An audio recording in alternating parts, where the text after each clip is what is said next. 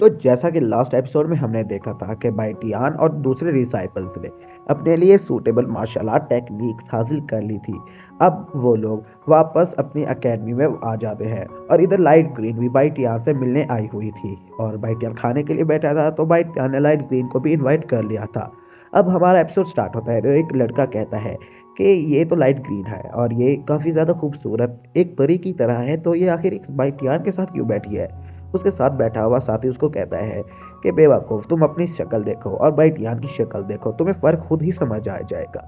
इधर ये सुनकर तो वो बेचारा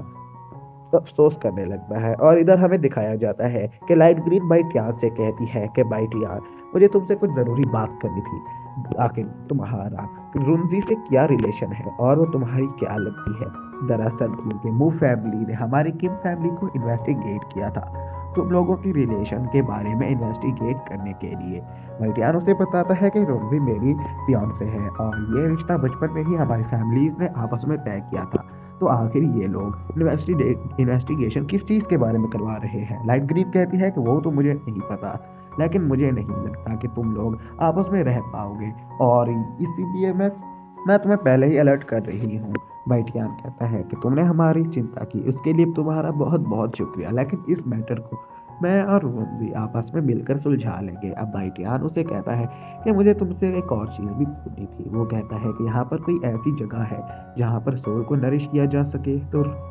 यहाँ पर लाइट ग्रीन उसे बताती है कि हाँ, एक जगह तो है जिसका नाम स्टोन स्वॉर्ड मोर्नामेंट है और वहाँ की मिस्ट्री तो हम लोग अभी तक नहीं सुलझा पाए, लेकिन अगर तुम उस जगह में इंटरेस्टेड हो तो मैं तुम्हें वहाँ पर लेकर जा सकती हूँ। यह सुनकर तो बाइटन काफ़ी ज़्यादा खुश हो जाता है और अब इधर हमें एक बड़ी सी स्टोन की स्वॉर्ड दिखाई जाती है जिसमें कुछ एंशियंट पैटर्न्स थे और जो भी उस एंशियंट पैटर्न्स को सॉल्व कर लेता था वो अपनी सोल को यहाँ पर नरिश कर सकता था। इधर लाइट ग्रीन भी उस बड़ी सी स्वॉर्ड की तरफ इशारा करते हुए बाइटियान को बताती है कि यही है स्टोन स्वॉर्ड टूर्नामेंट और इसके ऊपर लगे हुए एंशियंट पैटर्न्स को यहाँ पर लेनोवो अकेडमी के सिर्फ चंद गिने चुने डिसाइपल्स ही हटा पाए हैं और ये ऐसे डिसाइपल्स बहुत ही ज़्यादा रेयर थे। यहाँ पर बाइटियान भी उसकी बातें गौर से सुन रहा था और वो सीरियस होते हुए सोचता है कि अब अगर मैंने इसकी मिस्ट्री को सॉल्व कर लिया तो हो सकता है कि मैं अपनी सोल को नेक्स्ट लेवल तक ले जाऊं और काफ़ी ही ज़्यादा पावरफुल बन सकूं, ताकि मैं इनिशियल स्टेज तक पहुंचकर अपने मास्टर या फिर अपने एंसेस्टर की कल्टीवेशन स्किल्स को अचीव कर पाऊं। अब जब बाइटियान उसको चेक करने लगता है तो उसे समझ आती है कि यहाँ पर कोई एंशियंट पैटर्न नहीं बल्कि एक एंशियंट फॉर्मेशन है जिसको कि हम अगर सॉल्व कर लें तो वहाँ पर हमें इस स्वॉर्ड मोनामेंट के अंदर जाने की परमिशन मिल सकती है। तो बाइटियान भी इसके लिए बिल्कुल तैयार था और एक जगह बैठकर उस स्वॉर्ड मोनामेंट की पावर को एब्जॉर्ब करने लगता है और उसकी पावर उसको अनलीश करने के लिए वो वहाँ पर उन पैटर्न्स को सॉल्व करने लगता है। लाइट ग्रीन उसे दूर से ही देख रही थी और वो बाइटियान की तारीफ करते हुए कहती है कि वाह, ये कितना ही ज़्यादा पावरफुल है और ये इतना ज़्यादा प्रोग्रेस कर चुका है वो भी इतने से थोड़े से टाइम में। और हमें पता लगता है कि लाइट ग्रीन बाइटियान को अंदर ही अंदर से पसंद करने लगी है। अब उसके भी शर्म से गाल लाल होने लगते हैं और वो कहती है कि ये कितना ही ज़्यादा खूबसूरत लग रहा है कल्टीवेशन करते हुए। इधर बाइटियान को यहाँ पर उस मोनामेंट का इनर स्पेस भी दिखाई दे रहा था और वहाँ पर देखते ही देखते एनर्जी आकर उन सील्स पर लगने लगती है और हमें पता लगता है कि बाइटियान ने उस एक ही दिन में वहाँ पर उस सारी सील्स को तोड़ दिया था और ये लेनोवो अकेडमी की हिस्ट्री का रिकॉर्ड था, क्योंकि आज तक कोई भी डिसाइबल एक ही साथ में सभी सील्स को अनलॉक नहीं कर पाया। और इधर इस प्रोसेस को कंप्लीट करने के बाद बाइटियान भी खड़ा हो जाता है और कहता है कि चार्जो, आज के लिए इतना ही काफ़ी है। फिर लाइट ग्रीन उसके पास आते हुए कहती है कि बाइटियान, क्या तुमने कर लिया है अपना काम। तो बाइटियान कहता है कि हाँ, मैंने तो अपना काम कर लिया है और आज के लिए मुझे लगता है कि इतना ही काफ़ी है, बाकी की कल्टीवेशन मैं कल आके इधर करूँगा।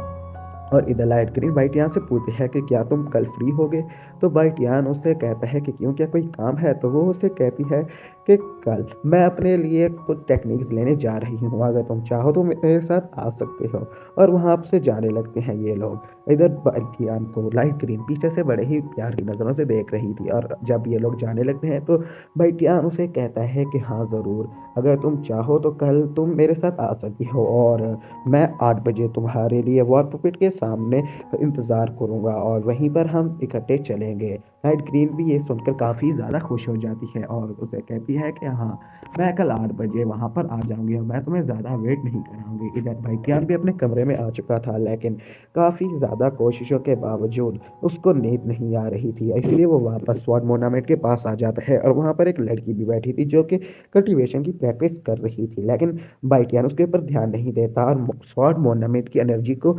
स्टार्ट कर देता है, क्योंकि उसने वो पहले ही मिस्ट्री सॉल्व कर ली थी। अब हम देखते हैं कि भाई टियान उस स्वॉर्ड मोनामेंट के अंदर पहुंच जाता है और अंदर पहुंचते ही वो एक स्टोन के ऊपर बैठा हुआ था, जहां पर उसके आसपास काफी ज्यादा बड़ा स्पेस था। इस जगह पर आकर भाई टियान जब यहाँ की एनर्जी फ्लो को नोटिस करता है तो वो काफी ज्यादा खुश हो जाता है, क्योंकि ये एनर्जी फ्लो काफी ज्यादा पावरफुल था। और देखते ही देखते भाई टियान यहाँ पर उस एनर्जी को एब्जॉर्ब करने लगता है और काफ़ी ज़्यादा एनर्जी को काफ़ी कम वक्त में एब्जॉर्ब कर रहा था, क्योंकि वो जल्दी से जल्दी पावरफुल होना चाहता था। और इधर बाइटियान क्योंकि काफ़ी ज़्यादा अमाउंट में एनर्जी को एब्जॉर्ब कर रहा था, तो उसे बहुत ही ज़्यादा पेन होने लगता है और जिसकी वजह से उसकी आंखें भी ब्लो होने लगती हैं। लेकिन बाइटियान इस पेन को बर्दाश्त करते हुए उस एनर्जी को एब्जॉर्ब करने लगता है और सोचने लगता है कि एक बार जब मेरी एनर्जी यहाँ पर मेडिकल सोल तक पहुंच गई तो तब मैं अपनी बॉडी को भी स्ट्रांग बना सकता हूँ, और जब मेरी बॉडी स्ट्रांग बन जाएगी तो मैं अपने एंसेस्टर की वो ख़ास टेक्निक्स का इस्तेमाल कर सकता हूँ और अपने एंसेस्टर की टेक्निक्स को इस्तेमाल करते हुए मैं अपने फैमिली अपने फादर की प्रोटेक्शन करूँगा, जिसकी वजह से कोई भी हमारी फैमिली को नुकसान नहीं पहुँचा पाएगा। इसी मकसद के लिए वो और भी ज़्यादा मेहनत से कल्टीवेशन करने लगता है और वहाँ पर उसे कल्टीवेशन करते हुए दिन हो जाता है। और जब बाइटियान की आंखें खुलती है तो उसके सामने वही लड़की थी। उसे देखकर तो बाइटियान बेचारा डर ही जाता है और उसे झटका लगता है और वो पीछे हटने लगता है और कहता है कि कौन हो तुम, आखिर मैंने तुम्हारा क्या बिगाड़ा है। इधर वो लड़की बाइटियान को धमकी देते हुए कहती है कि बेवकूफ़, तुम्हें किसने इजाज़त दी है इस जगह पर आकर प्रैक्टिस करने की। तो बाइटियान भी खड़ा होकर उसे कहता है कि मैंने तो समझा था कि ये लेनो वुफू अकेडमी की प्रॉपर्टी है और लेनो वुफू अकेडमी का कोई भी डिसाइबल भी यहाँ आकर किसी भी वक्त कल्टीवेशन की प्रैक्टिस कर सकता है। वो लड़की कहती है कि मैं तुम्हें